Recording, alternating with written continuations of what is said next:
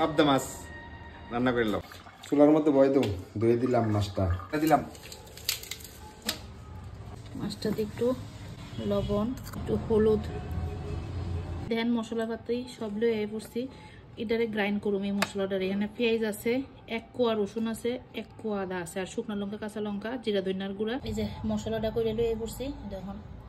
মাছের মধ্যে মাইখালাম পেঁয়াজ একদম কুচি কুচি করে কেটে রাখছি এটাও মাইখা লাইতেছি একটু তেল দিয়ে এটা মাইখা নেব এবার মাছটির লগে মশলাটি সুন্দর করে মাইখালাম মাছটি সব একসঙ্গে বয় দিব আর কি করাইতে বাস তেল তেল গরম করন লাগবে এমন কথা নাই তেল লগে একবারে মিলাইয়া বয় দিবেন দেখালো মাছটা কতদূর হইছে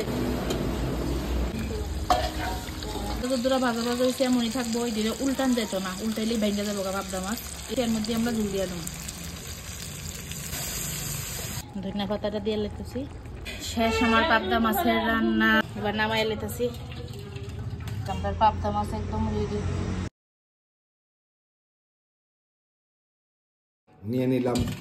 খায়া কো কেমন হয়েছে একদম তেলে ঝুলে লাগতেছে তো ভালোই হইব মনে দারুন পুরো এক্সট্রা এটা অন্যরকম হয়েছে